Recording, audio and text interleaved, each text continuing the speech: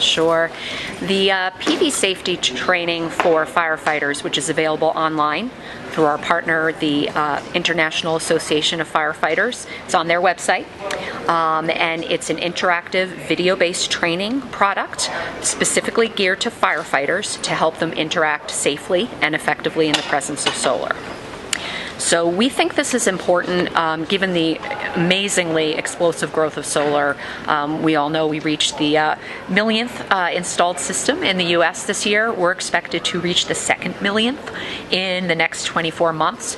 So the chances that a firefighter are going to encounter this technology in the course of their job is increasing literally by the day. So we think it's extremely important for the solar industry to reach out to the fire service to ensure that the first time that firefighters are encountering solar is not in an emergency situation. We want them to have the ability to interact with the technology, gain some knowledge, and potentially even make some mistakes in the classroom learning about it before they have to encounter this in the field. So in addition to the online course, we are going to be producing an in-person training course that we're going to be deploying throughout the country at the beginning of 2017. Similar to the online course, it's really helping the firefighters to focus on a discrete process when they're approaching solar, an SOP, a standard operating procedure, as you will, with the fire service lingo there. We want them, first of all, to identify the presence of solar on a structure. We want them to shut down the solar system to the extent possible. We want them to watch out for any remaining hazards, and we want them to leave the scene as safely as possible.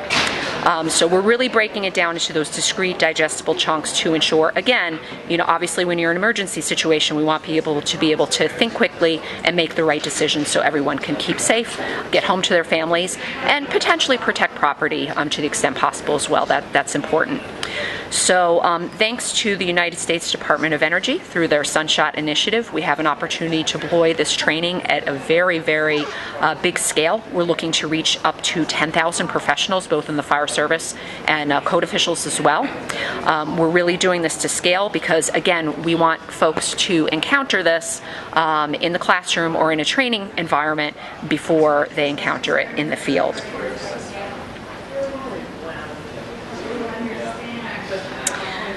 So again, we want firefighters, the emphasis is to keep firefighters safe and confident in the presence of solar and give them the tools to do their jobs safely. And one of the reasons the U.S. Department of Energy is funding this project, in addition to the obvious safety benefits, is really to decrease what we call solar soft costs. We don't want potentially the presence of a solar system on a building to endanger life or property more than it needs to. And a little bit of familiarity and a little bit of knowledge with the technology is going to give us that. And if we can get that into as many firefighters' hands as possible, they can operate and conduct safe fireground operations even when in the presence of solar. So really appreciate the opportunity to tell you guys about this today.